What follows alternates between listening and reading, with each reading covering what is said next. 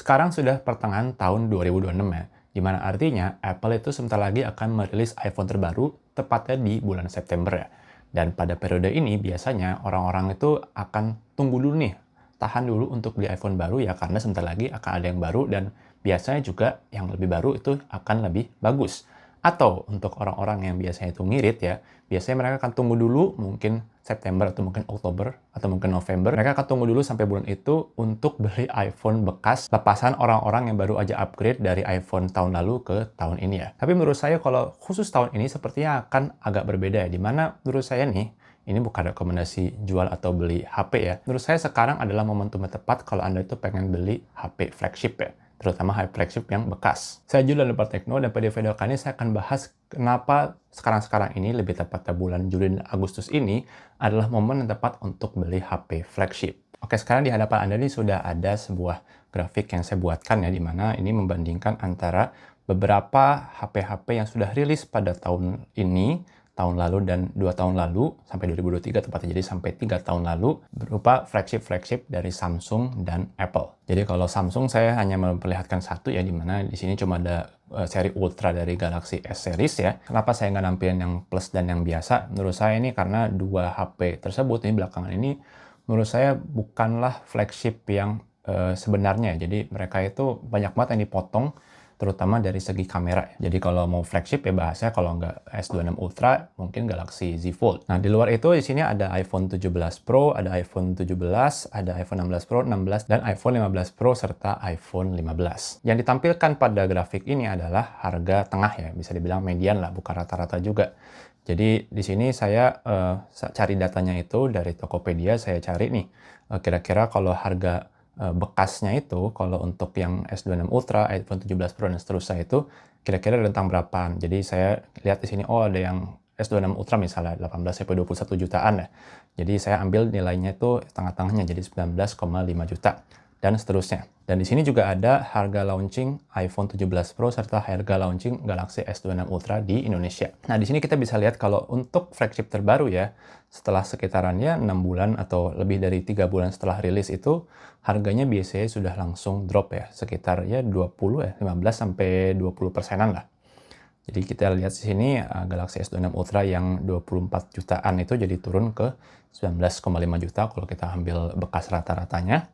Sementara iPhone yang sudah lebih muncul lebih dulu ya, 2025 itu, dia bisa dibilang lebih bisa mempertahankan harganya ya. Ini produk Apple pada umumnya lah ya. Mereka itu secara value itu dropnya pelan-pelan banget. Jadi yang waktu launching 25 juta sekarang masih di sekitaran 21 jutaan untuk yang secondnya. Kita lihat di sini ke 2024, 2023 dia seiring makin tua iPhone-nya, ya value-nya akan semakin turun ya, harganya akan semakin turun. Jadi kita bisa lihat di sini juga nih, kalau Anda memang minat untuk beli flagship ya, kalau Anda pengen mendapatkan value yang paling bagus ya sebenarnya jangan beli pas lagi launching ya. Kecuali mungkin concern Anda adalah Anda tuh nggak confident, nggak pede kalau Anda itu beli barang bekas ya.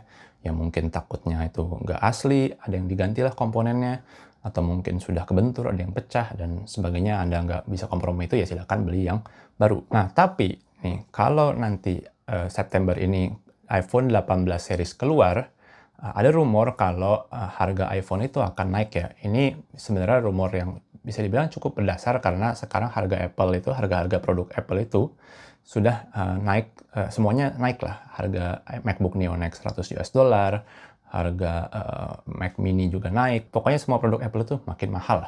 Saya juga mengira kalau iPhone itu juga akan naik pada launching tahun ini ya, bulan September. Dan Apple itu bisa aja mainin kata-katanya itu seperti ini. Jadi, oh ini ada iPhone Ultra. Ya, kalau emang akan disebut seperti itu. Jadi, bagi yang belum tahu, Apple itu berencana untuk merilis iPhone yang seri lipat ya, seperti Galaxy Fold di tahun ini. Dan kemungkinan namanya iPhone Ultra. Saya bisa jadi salah, tapi kita lihat nantilah. Dan harganya saya yakin juga nggak akan murah ya. Mungkin bisa dibandingkan dengan Galaxy Z Fold waktu launching, dan mungkin lebih mahal lagi. Ya biasa Apple kalau mahal-mahal mereka itu nggak ragu-ragu lah. Jadi orang bisa mengerti kenapa Apple mahal. Tapi di saat yang bersamaan mereka juga bisa mengerek harga-harga produk iPhone yang lain. Jadi iPhone 18 Pro, iPhone 18 biasa. Sehingga kedua HP tersebut juga jadi lebih mahal ya. Kalau dari rumor yang beredar, sepertinya untuk iPhone yang 18 Pro, harganya akan naik di sekitar $100 sampai $200 lebih mahal dari harga launching iPhone 17 Pro. Mungkin tergantung konfigurasinya. Jadi kalau yang base model mungkin naik ke 100, yang atas-atas mungkin naik ke hingga 200. Tapi katakanlah harga iPhone 18 Pro itu kita ambil 10% lebih mahal. Jadi kalau kita gambar di sini, ya mungkin di sekitaran, kalau 10% berarti kan 27,5 ya. Berarti sekitaran sinilah.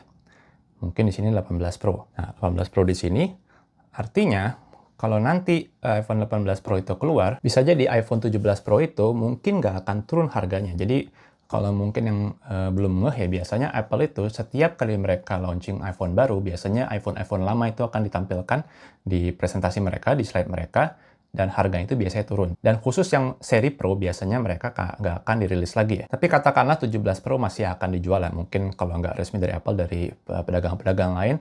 Jadi 18 Pro-nya itu di sini. Ya ini menyebabkan kalau iPhone 17 Pro yang beredar di pasaran itu, yang dalam kondisi baru, mungkin harganya ya masih di 25 juta, atau mungkin ya cuma turun sedikit lah, mungkin cuma di 23, 22. Dan ini yang menyebabkan harga-harga iPhone yang sudah second, misalnya 17 Pro yang second, mungkin turunnya nggak banyak ya. Mungkin cuma turun ya 1 juta, 1,5 juta, 2 juta paling mentok lah.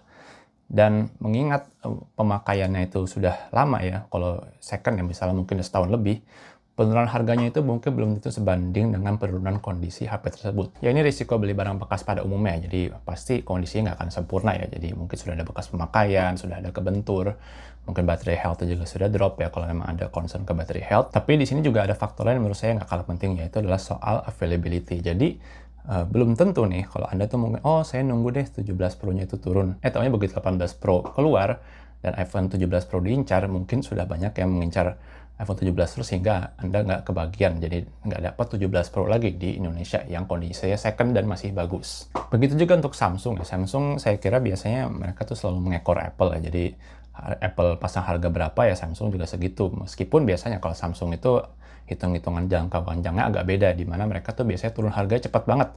Jadi ini misalnya nih, kalau kita lihat S25 Ultra ini, beda setahun dari S26 Ultra, setahun lebih lah, sekitar 1 tahun 3 bulanan dari S26 Ultra.